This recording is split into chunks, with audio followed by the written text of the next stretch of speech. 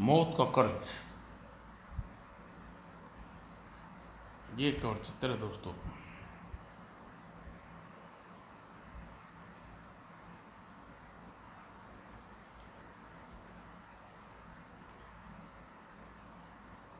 सीधा शांता तंत्रिका।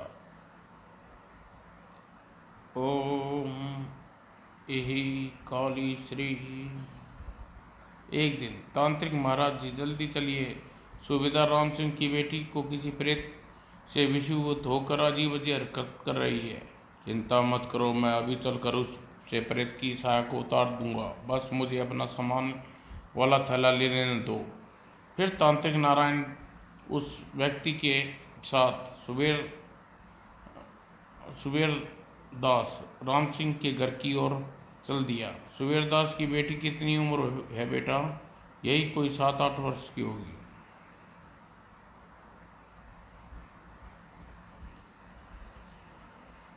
अभी वह थोड़ी देर पहले तक तो अच्छी भली थी, लेकिन अचानक घर के बर्तन उठा उठा कर फेंकने लगी। जब उसे पकड़कर एक कमरे में बंद कर दिया तो उसने बिस्तर पर पड़े तकिए को उड़ेल डाला।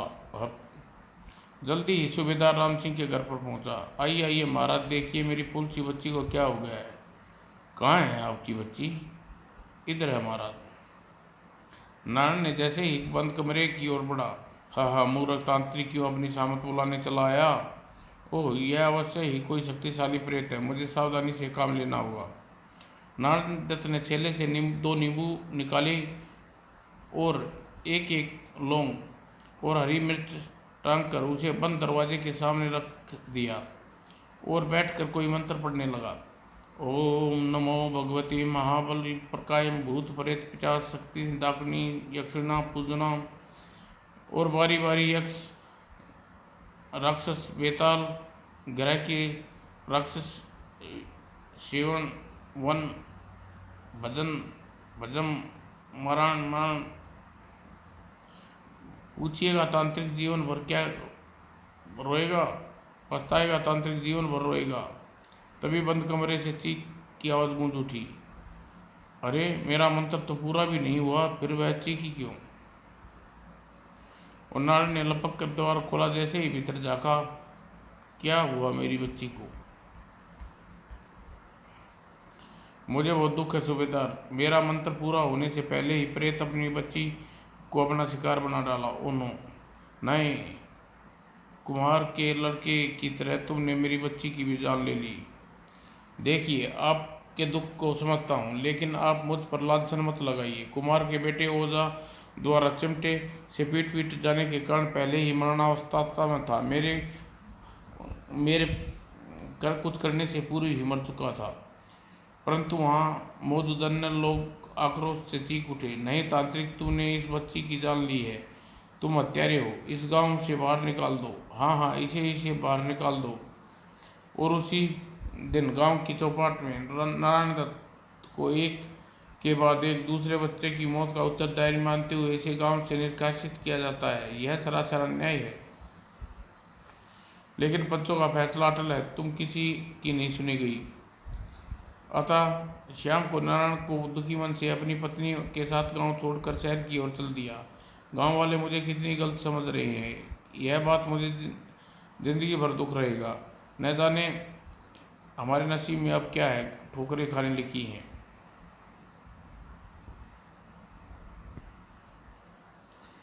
शहर पहुंचते पहुंचते रात गिराई। सावित्री, मेरे विचार से तो हमें रात में कोई धर्मशाला ढूंढने की जगह किसी एकांत जगह पर रात भर विश्राम कर लेना चाहिए, उचित होगा। जैसा आप उचित समझे स्वामी। और कुछ देर बाद ऊंची इमारत के पिछवाड़े में आकर रात गुजारने के लिए यह जगह कैसी रही सावित्री? बहुत बढ़िया स्वामी। इधर ठीक उसी समय इमारत के सामने एक वैन आकर रुकी और 5 व्यक्ति उतर कर इमारत की ओर बढ़ने लगे। इमारत में प्रविष्ट होकर पांचों तेजी से लिफ्ट की ओर बढ़े और लिफ्ट का सवार होकर 5वीं मंजिल वाला बटन दबा दिया। फिर लिफ्ट से निकलकर वह 505वीं मंजिल की कॉरिडोर में आप गए। कितने नंबर का फ्लैट है सोमवती? Flat number 94। और फ्लैट नंबर 94 में केशव ने पहुंचे। कौन? पुलिस, दरवाज़ा खोलो। अगले ही पल दरवाज़ा खुला और उन लोगों की निगाह पड़ते ही किसी जल्दी ही उसने द्वार बंद करने की चेष्टा की। पीछे हटा रामदादी। महिला को धक्का मार के कमरे में जा पहुंचे। गिरी महिला के साथ वे पांचों भीतर प्रविष्ट हो गए। कौन है? रुको, जाओ। हम हैं श्यामनाथ, तेरे बाप। हमें पहचाना रामदादे? तुम यहाँ क्या करने आए हो? भाग जाओ यहाँ वरना पुलिस पुलिस तुम्हारे खिलाफ गवाही देकर ही हमने अपनी मौत का वारंट पर हस्ताक्षर किए है। सुअर, अब देख पुलिस तुम्हें मरने से कैसे बचाती है।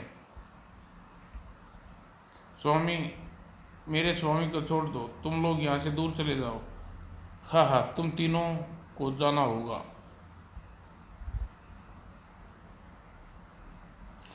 लेकिन इस शहर से नहीं, बल्कि दुनिया से, वो भी हमेशा हमेशा के लिए। क्योंकि हम नहीं चाहते कि सांप को मारे और सपोले नागिन को छोड़ दे बदला लेने के लिए। गोटू सपेले को उठाकर खिड़की से बाहर फेंक दे। नहीं। रामनाथ और उसकी पत्नी के बच्चे की ओर लपके, मगर इससे पहले चीते की तेजी से के साथ गोलू को झपट कर बच्चे को उठा लिया।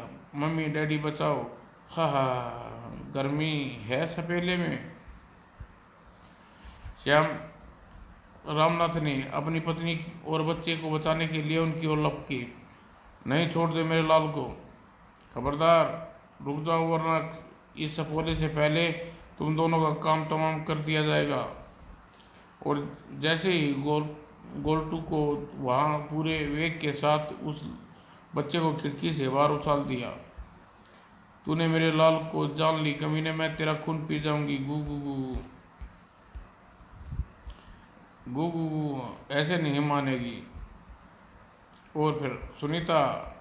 राजनाथ अपनी पत्नी की ओर बढ़ा, मगर तभी किधर जाता है रामनाथ, अब इसे ऊपर मिलना।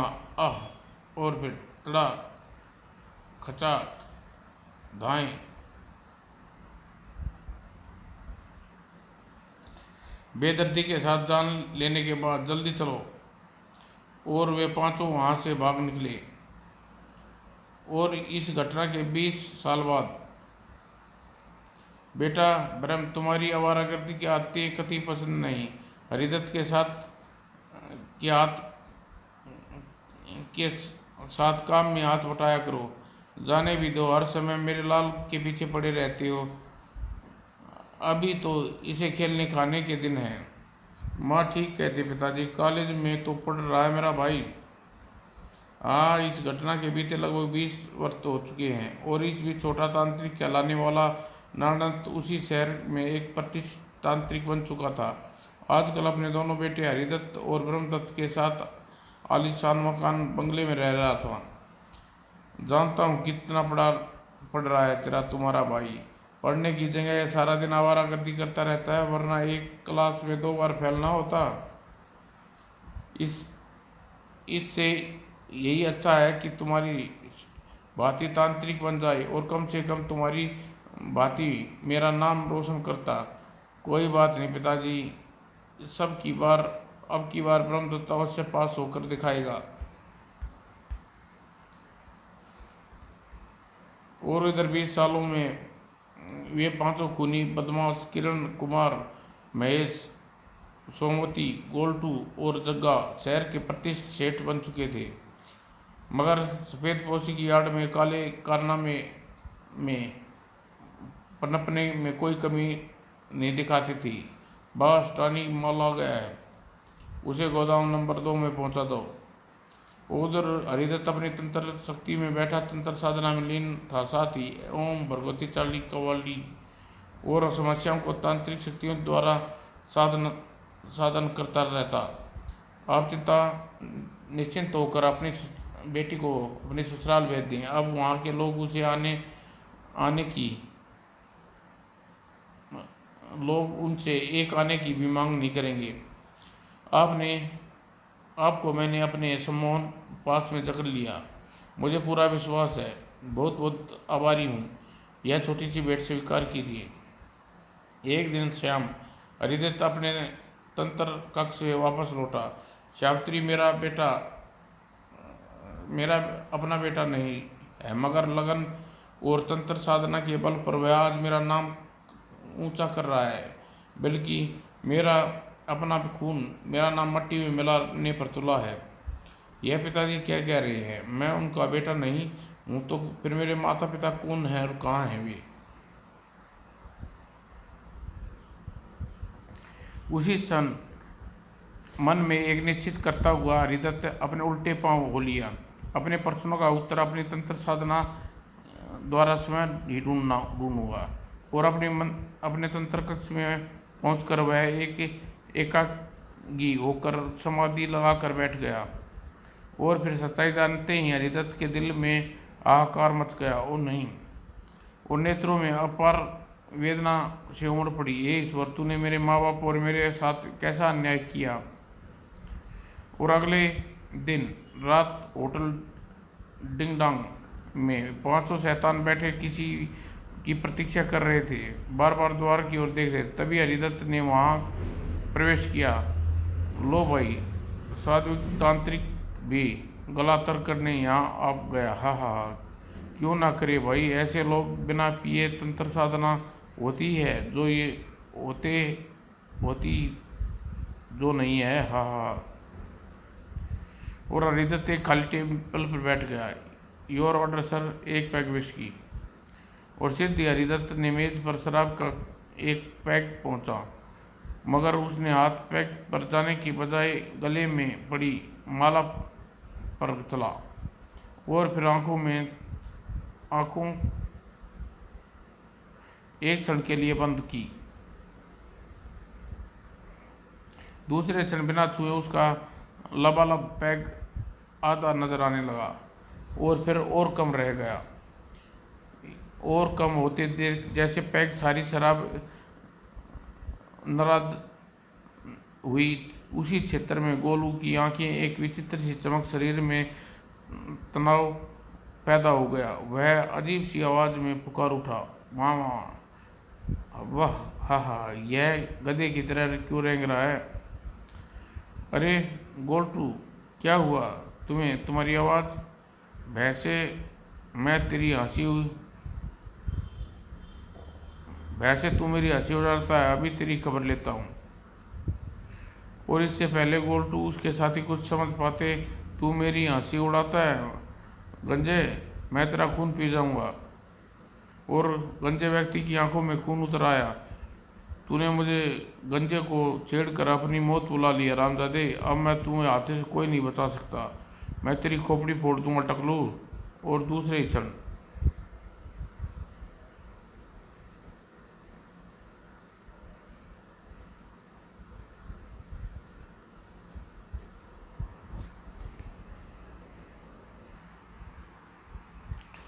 फिर गंजा गोल्टू को हवा में उठाकर चक्कर करने की तरह घुमाने लगा। गंजा गंजा, तुझे जिंदा नहीं छोड़ेगा कुत्ते। और उसे एक मेज पर दे मारा। मगर तभी चारों गंजे को घेर कर खड़े हो गए। खबरदार गंजे, अगर हमारे साथी की ओर एक कदम भी बढ़ा तो तुम्हारा आखिरी कदम होगा। गंजे को चूहे ललकार रहे हैं। और तभी अपनी अपनी जान की खैर चाहते तो अपनी मेज पर बैठ जाओ। यह उस्ताद उसकी लड़ाई के तीसरा कोई दखल नहीं देगा। गोल्टू फोम फांसू जा टकराया फानुस से जा टकराया।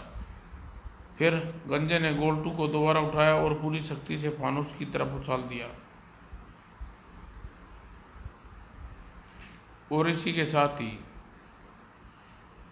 और नीचे फर्श पर गिरते ही गोल्टू के प्राण तक उड़ गए। अरे यह तो मर गया, पुलिस को फोन करो, यहाँ लफड़ा हो गया, भागो खून। तभी वहां पुलिस का सायरन की आवाज गूंज उठी। शायद किसी ने पहले ही पुलिस को फोन कर दिया था। अगले ही पल गंजा तथा उसके साथी तेजी से पिछले दीवार की ओर लपके। गोल्टू के साथी जैसे सोते से जागा। भागो, पुलिस हमें घेर लेगी। हाँ महेश ठीक कहता है, भागो, चलो फिर।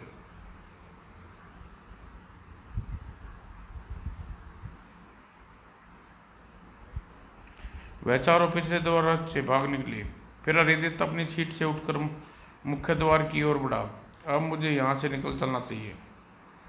फिर हरिदत्त 2 दिन तक घर नहीं पहुँचा। तो आप हरिदत्त की तलाश क्यों नहीं करवाते स्वामी? आखिर वह कहाँ और क्यों चला गया? अब हरिदत्त तब तक वापस नहीं लौटेगा सावित्री, जब तक वह अपना काम पूरा नहीं कर लेगा। भला ऐसा क्या काम है स्वामी? वह अपने घर आना ही भूल गया। मुझे अपनी तांत्रिक विद्या से जो कुछ मालूम हुआ है उसके अनुसार अपने बेटे के अतीत के बारे में जान गया है और उसके दिमाग में भारी उथल पुथल मची हुई है। साथ ही वह पापियों का नाश करने पर ठान चुका है। ओ, यह तो बहुत बुरा हुआ, भगवान उसकी सहायता करे। लगभग 1 सप्ताह तक ऐसे ही गुजरा होगा। शहर के बने एक शमशान घाट में अपनी समाधि में लगाए बैठा था। तभी हरिदत्त ने अपनी साधना में देखा। ठीक ठीक उसी समय निकटवर्ती एक ऑफिस में रखे फोन का रिसीवर अपने आप डायल हवा में उठा। आई, यह क्या हो रहा है? तभी डायल पर बारी बारी घूमते हुए कोई दूसरा नंबर डायल होने लगा और फिर लड़की चिल्लाती हुई बाहर की ओर भागी, भूत भूत भूत। और उधर ऑफिस में, hello police station, Gandhi Mahatma Gandhi road पर 13 मंजिल पर सेठ किरण कुमार के गोदाम में इस समय नकली शराब की पैकिंग हो रही है ऑफिसर। और इसके साथ रिसीवर क्रेडिट पर आ गया। तभी लड़की कुछ व्यक्तियों के साथ ऑफिस में प्रवेश हुई। कहाँ है भूत? हवा में लटकता रिसीवर है। अभी तो यह रिसीवर हवा में था, फिर यह सेटअप। जरूर तुमने कोई सपना देखा होगा।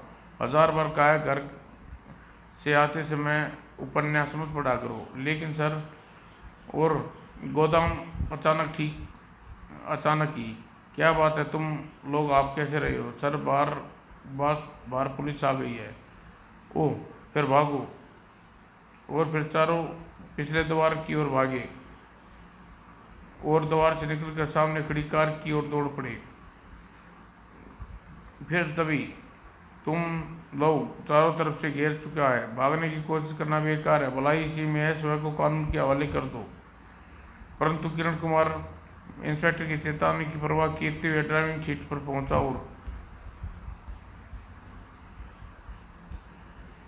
और अगले ही पल पुलिस तुम्हें लोगों को घेर चुकी है। भागने की कोशिश बेकार है। लेकिन दोनों सिपाही इंस्पेक्टर विक्रम गाड़ियों को रोकने में असफल रहे और किरण कुमार पूरी गति से उस गाड़ी को शहर के बाहर जाने वाली सड़क पर भगा ले गया। समझ में नहीं आता पुलिस को इस गोदाम की खबर कैसे हुई, लेकिन जैसे उसकी गाड़ी इलाके में पहुंची तो एक ढलान पर उतरती गाड़ी की स्पीड कम करनी चाहिए, लेकिन हाथों को जैसे तोते उड़ गए। ब्रेक लगने की आवाज़ तो आ रही है, मगर फिर भी गाड़ी की स्पीड वो जैसे तैसे बढ़ गई। ओह, क्या करूं? तभी सामने से आती गाड़ी को देखकर किरण के हाथ पांव फूल गए। गाड़ी, हे मालिक, इतनी तेज चलती गाड़ी से छलांग लगाऊं तो कहाँ जाऊं? यह इस तरह चट्टान, दूसरी तरफ खाई। और फिर ब्रेक लगाने की कोशिश करने लगा, मगर तभी उसकी गाड़ी का स्टीयरिंग स्वयं ही एक तरफ घूमा। यह क्या?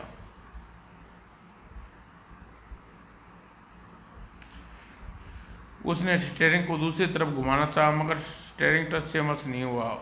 ओह, इसे क्या हो गया? गाड़ी तेजी से ढलान की ओर बढ़ती रही और इससे पहले किरण कुछ समझ पाता खाई में गिरती चली बढ़ा। तभी पुलिस की गश्ती जीप वहां आकर रुकी। अरे, यह तो निश्चित ही मर गया होगा। पता नहीं इसके बाकी तीनों साथी इंस्पेक्टर विक्रम के हाथ लगे अथवा नहीं। और उधर पुलिस को सिर दी हम तक पहुंच जाएगी। इस गाड़ी को चूहेदानी की तरह फंस जाएंगे। इस झंझट से फिर चूहे की तरह झपट लिए जाएंगे। फिर क्या कराया जाए? जग्गू तुम गाड़ी को अस्तबल की ओट में जाने वाले मोड़ पर घुमा दो। अस्तबल के पिछली ओर आजकल सर्कस लगा है। फिर उन्हें उपाय दोनों को पसंद आया। चिर दिया अस्तबल की गाड़ी खड़ी कर तीनों अस्तबल की ओर भाग पड़ी और भीतर पहुंचकर अस्तबल की पिछली दीवार पर चढ़कर दूसरी ओर कूद पड़े और फिर देखो सामने सर्कस का तंबू है, तेजी से भागे। और फिर सर्कस के टिकट लेकर तीनों गेट के भीतर प्रवेश किया और सर्कस देखने लगे। कहीं पुलिस यहाँ तो नहीं आ जाएगी। वाह वाह, क्या मज़ेदार खेल खेल रहे हैं हाथी। अचानक हाथी ने फुटबॉल को किक जमाई। फुटबॉल पंक्ति में बैठे जग्गू के चेहरे से टकराई। वाह वाह, ओ मारा। तभी किक मारने वाला हाथी तेजी से आगे बढ़ा और पंक्ति की ओर और लपका और अचानक जग्गू को सूंड में लपेट कर ऊपर उठा लिया और किसी कुछ समझने से पूर्व ही सूंड मरोड़ कर जग्गू को एक और उछाल फेंका। हवा में उड़ता हुआ जग्गू का शरीर सर्कस के मौत के गोले के ऊपर टकराया। दर्शक की आंखें जैसे उधर ही ठहर गई और धड़कनें जैसे रुक सी गई। वो जग्गू। और फिर जग्गू के गिरते ही गोले की छत टूटी और वह नीचे गिरता चला और साइकिल सिर के बल जा टकराया और उसकी खोपड़ी पर के तरबूज की भांति बिखर गई। दूसरी ओर दर्शकों में खलबली मच गई। ओह, मर गया। अब क्या पुलिस आएगी और जल्दी निकल चलो। बस निकलते ही एक गाड़ी दिखाई पड़ी। उस गाड़ी की एमिशन में चाबी लगी है। हाँ, उसी गाड़ी से निकल चले। दोनों गाड़ी की ओर लपके और फिर दूसरे क्षण, लेकिन जैसे ही वह गाड़ी चौराहे पर पहुंची, वो पुलिस आ रही है। मेरा गाड़ी को दूसरी सड़क पर डाल दो। अरे महेश ने गाड़ी को तेजी से दूसरी सड़क पर और घुमा दी। मगर वो अपराधी संतराम, इसका पीछा करो। Yes sir. अगले ही क्षण वो पुलिस हमारा पीछा कर रही है। सोमवती, गाड़ी को और तेज भगाओ। पुलिस के हाथ निया नच पड़ा। महेश का गाड़ी की गति बढ़ा दी, मगर उसके कंठ से भयानक चीख उबल गई। वो यह क्या? सोमवती, सामने देखो। और सोमवती ने निगाहें सड़क पर गई तो दहशत के मारे वह चिल्ला उठा, गाड़ी रोको। और महेश के पांव सख्ती से ब्रेक पर दब गई और पर गाड़ी की गति अचानक ब्रेक लगने से जैसे लहरा उठी और दूसरे क्षण गाड़ी उल्टने से उनकी किस्मत से वे लोग बच गए, लेकिन उनकी निगाह दूर से आती पुलिस जीप पर पड़ी। भागो पुलिस। दोनों उठकर भागे, मगर इससे पहले दिल धड़क उठे। अरे बाप रे, ओह नहीं। करीब उल्टी गाड़ी घसीटती हुई उनके करीब पहुंची। बचो। मेरा बचने के लिए सड़क की दूसरी ओर भागा। पता नहीं हम किस भूतिया बम्बाल में फंस गए। हड़बड़ाहट में उसकी आंख नाक जैसे देखने व सुनने की शक्ति खो बैठे। तभी उसके सामने से आते ट्रक को न देख सका और अगले ही पल महेश के जिस्म को कुचला और आगे जाकर रुक गया। नहीं, वो भागने के चक्कर में वह ट्रक की लपेट में आ गया। फिर पुलिस सबसे पहले सोमवती के निकट गिरफ्तार किया। मुझे यहाँ से ले चलो इंस्पेक्टर, मेरे दोस्त का खून उस गाड़ी ने किया है। गाड़ी में खूनी है, वह उसे मार देगी। क्या बकते हो? मैं सच कहता हूँ इंस्पेक्टर। फिर सोमवती ने उल्टी गाड़ी के चलने की बात बताई, मगर किसी ने उसकी बात पर यकीन नहीं हुआ। गाड़ी तो वहीं पड़ी है, वह उल्टी थी। उसके साथी ने मौत ने शायद इसका दिमाग हिला दिया। मैंने सच कहा है इंस्पेक्टर, हम दोनों ने उल्लू और बिल्लियों को अपनी गाड़ी की ओर आते देखा। तुम हमें इस तरह उल्लू बनाकर बच नहीं सकते सोमवती। मैं आप लोगों को बेशक मेरी बात मत मानिए, मगर मेरी सुरक्षा के नाते मुझे लॉकअप में पहुंचा दीजिए। और सोमवती ने उसे पुलिस स्टेशन के लॉकअप में डाल दिया।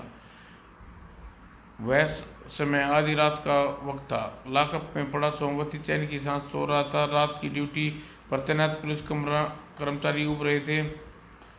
तभी अचानक वहां धुएं की एक लकीर प्रकट हुई और अगले क्षण पुलिस कर्मचारी बेहोश होकर गिर पड़े और फिर लॉकअप का ताला अपने आप खुलकर नीचे गिरा और आवाज़ सुनकर आई, यह कैसी आवाज़ थी? तभी नहीं भूत, दूसरे क्षण में चिल्लाता हुआ लॉकअप से बाहर की ओर भागा। बचाओ, भूत भूत। सुनसान पड़े पुलिस स्टेशन से निकलकर सोमवती और यूं भागा जैसे मानो उसके पीछे सैकड़ों भूत दौड़ रहे हों। भूत भूत बचाओ। भागते भागते अचानक वह 5 मंजिला इमारत के सामने ठोकर खाकर गिर पड़ा। आई और कुछ देर उस इमारत के सामने यूं ही पड़ा रहा। फिर उठकर इमारत के भीतर की ओर भागा। वो इमारत में कुछ जानी पहचानी लग रही है और सीधी लिफ्ट के सामने पहुंचा। ओह, लिफ्ट तो ऊपर। मैं कितनी देर देर तक नहीं रुक सकता। भूत मेरे पीछे है। कुछ सोचकर वह सीढ़ियों की इमारत में चढ़ता चला गया और सीढ़ियाँ खत्म हुई तो वह इमारत की अंतिम मंजिल पर कॉरिडोर में था। उप, यहाँ कैसे आ गया? और फिर उसे लगा जैसे कॉरिडोर में आगे की ओर खींचा जा रहा है। मुझे उधर जाना चाहिए, मगर न चाहते हुए भी उसके पांव उस ओर बढ़ने लगे। फिर जब वह फ्लैट के सामने पहुंचा तो कदम रुके। Flat number 94। यह फ्लैट कुछ जाना पहचाना सा लग रहा है। अचानक उस फ्लैट का द्वार खुला। भीतर से भारी खबर आई। भीतर चला आओ सोमवती।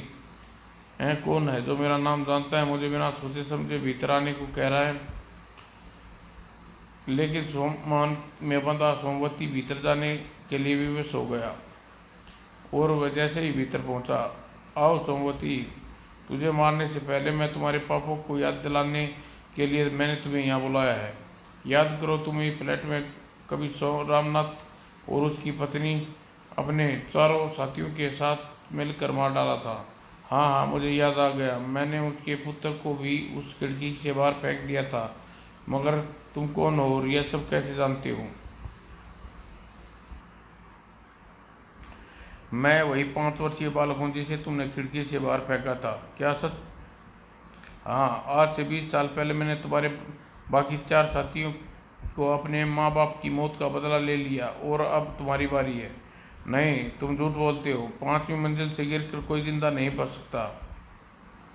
पहले तुम यह जान लो कि सम्मोहन पासा में बंद कर ही तुम्हारे साथी गोल्टू और गंजे से टकराकर अपनी मौत को दावत दी थी। मैंने ही किरण की गाड़ी समेत खाई में गिराया था, फिर हाथी को जग्गू से को मरवाया, तुम दोनों को उल्लू और बिल्ली की तथा उल्टी गाड़ी भगाकर दिखाने की मेरी तांत्रिक शक्तियों का ही कमाल था। ओह, लेकिन अफसोस, मुझे तुम्हारे अपने माता पिता की हत्या 20 साल बाद पता चला, वरना तुम लोगों को इतने वर्ष तक जिंदा नहीं रह पाते। मुझे अब वह दृश्य अच्छी तरह याद है जब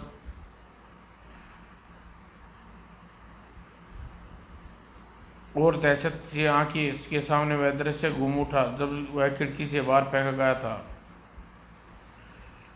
लेकिन मेरी जिंदगी बाकी थी, इसलिए नीचे बैलगाड़ी पर सवार स्त्री की गोद में जा गिरा। पर यह बच्चा गोद में कहाँ से आ गया? स्वामी, देखिए, भगवान ने हमें कितना प्यारा सुंदर बच्चा भेजा है। सावित्री अब बेहोश है। अवश्य ही इसे किसी ने ऊपर से फेंका। खुद गिरा होता तो यह इतनी ऊपर से अवश्य शोर मचा रहा होता। ठहर, मैं ध्यान लगाकर पता लगाता हूँ। और फिर मेरे मेरे धर्मपिता जगनारायण ने ध्यान लगाने पर फ्लैट में छठी घटना की पता चला और मुझे लेकर तुरंत वहाँ से दूर निकल गए। और 20 वर्ष बाद जब मुझे यह पता चला कि मेरे माता पिता कोई और हैं, तो मैं ध्यान लगाने पर तुम लोगों के द्वारा खेला गया खूनी खेल मेरी आंखों के सामने नाच उठा। मैंने उसी से वक्त तुमसे बदला लेने का निश्चय किया। फिर कमरे की खिड़की स्वयं खुल गई। अब तुम ध्यान से देखो, यह खिड़की है जहाँ से तुम मुझे नीचे फेंका था। अब इसी खिड़की से नीचे छलांग लगा जाओ। नहीं।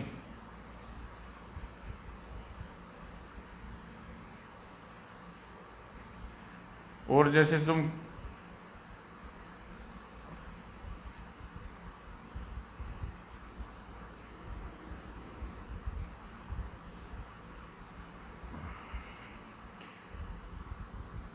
चुंबकीय शक्ति से खिड़की की ओर खींचने लगा। वह चीख रहा था, नहीं नहीं, मुझे माफ कर दो, मैं खिड़की से बाहर मत धकेलो। तुम्हारी मौत का वारंट फट चुका है सोमवती, तुम्हें अब अपने साथियों के पास जाना होगा। और नीचे गिरते गिरते सोमपति के प्राण पखेरु उड़ चुके थे। अब अज्ञात व्यक्ति के रूप में हरिकृष्ण पुलिस को सूचना दी इमारत से चुपचाप बाहर निकल गया। सूचना पाकर घटना स्थल पर पुलिस पहुंची और सोमवती की लाश देखकर इसी निश्चय पर पहुंची, शायद इसने फांसी के भय से आत्महत्या कर ली। लेकिन एक व्यक्ति ऐसा भी था जो सारी घटना का वास्तविकता को जानता था, और वह व्यक्ति था तांत्रिक नारायण दत्त। तूने पहली बार अपनी तांत्रिक शक्तियों का गलत इस्तेमाल किया है पुत्र हरिदत्त, लेकिन मैं यह जानता हूँ कि तुम और तुम्हारे दूसरे माता पिता की शांति के लिए यह बदला बहुत जरूरी था। अब मेरी आत्मा की संतुष्टि पिताजी, और जल्दी आपके पास आ रहा हूँ। यदि आपकी आज्ञा हो तो मैं स्वयं को कानून के हवाले कर दूंगा। समाप्त दोस्तों।